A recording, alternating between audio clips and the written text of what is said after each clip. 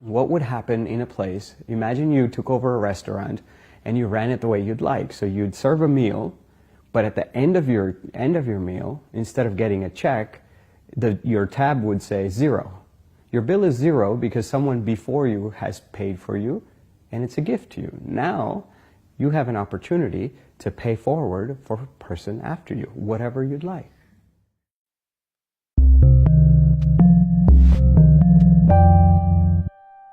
What would happen? Would people all just take? Or would people pay forward? Would love beget more love? Or would people just be selfish and it would degenerate into nothing? We didn't know. But we said, you know, we believe in love. Let's do it, right? So we started it, like complete. We just rented out a restaurant one time. It was just a one-time thing. And we invited the community and people came and people loved it. And people paid forward. And we had enough money to do the next week. And then we did it again next week, and the third week, and the fourth week. And like that, it continued for years and years and years. It's still going on now in 18 places around the world. And all these researchers started coming in and studying it. They said, what's going on? Like, you're trusting people to pay forward. You are trusting that if you create a strong context, people will respond with this idea of we. Right? That really resonates with them. And everybody started paying forward. Everybody started understanding a lot of the nuances of generosity, and people started studying it. And as they studied it, it just, it started to create more and more ripples into society.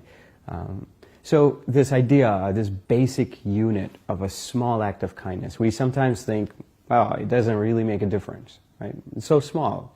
Like, what impact? We have so many big problems in the world. What is this small thing going to do?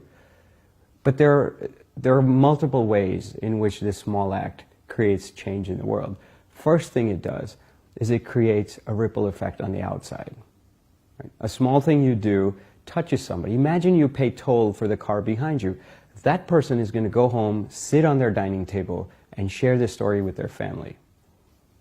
And what's going to happen with that story when it lands into the hearts of young kids? We don't know. But we know that the ripple will carry on. And so there is an external ripple effect. But there's also an internal ripple effect. It changes you.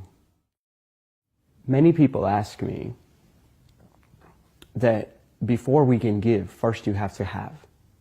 If you don't have anything, how can you give? What will you give?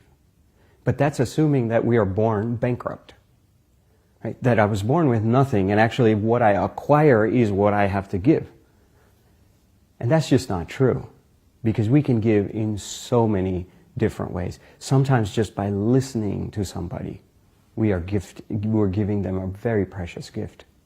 So how do you start to tap into this idea of multiple forms of wealth, multiple forms of capital, multiple forms of value? You can contribute your time. You can contribute your presence. You can contribute your compassion. You can contribute community. Even, they used to say, even attention, even a simple thing like paying attention is now a scarce commodity in our world. It used to be that, goldfish had like the shortest attention span of all living things, right? And now we have replaced them at the bottom of the run. We can't pay attention for even 9 seconds now. Our attention span moves in less than 9 seconds on average. And so you look at that and you say, wow, what if I can just listen to you? Maybe for 18 seconds, maybe for a minute, maybe even longer. What if I can listen to you without any judgment? And if you can just learn to hold space with life in front of you in that way, with that attention, with that care, with that compassion, if you can start to look at life, if you can open each door and instead of saying, what am I going to get? If we start to say, what am I going to give? What can I contribute? Not just materially, but personally, creatively, spiritually, in so many different ways, then that connection is multidimensional. It's no longer singular. And I think that has immense power.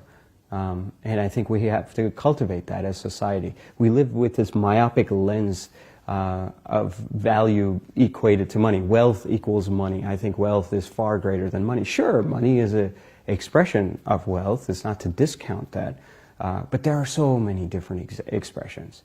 Right? A mother's love is an expression of incredible wealth. An artist's painting is an expression of incredible wealth that goes way beyond the market economies. Right? A small act of kindness is an expression of just immense, it has immense value to a culture, to the person who is doing it, and to the person who is receiving it. So how do we start to create systems and structures around alternative forms of capital is a question that I think we have to hold in society. I would encourage everybody to go out and do a small act of kindness right now, today. Right? I think we can do it no matter how much. You can do it in financial ways, you can do it in non-financial ways, but we can all do that extra act of kindness. But the orientation of the act of kindness, usually we look for the external impact. And while that's there, we can trust in the ripple effect to carry that out.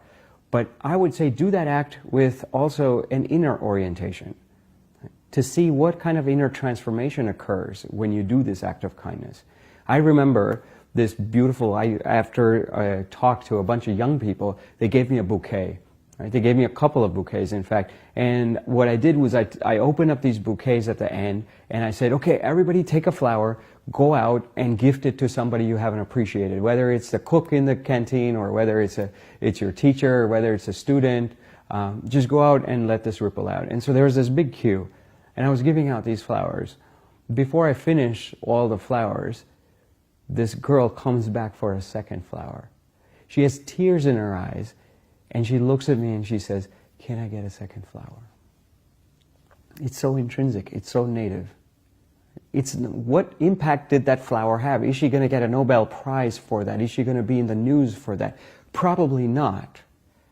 But the transformation that happened in her was real, was profound, and it changed the eyes through which she looked at the world. And those eyes are going to continue to touch the world for infinity going forward. And that has a significant value as well. So I would say go out and do an act of kindness.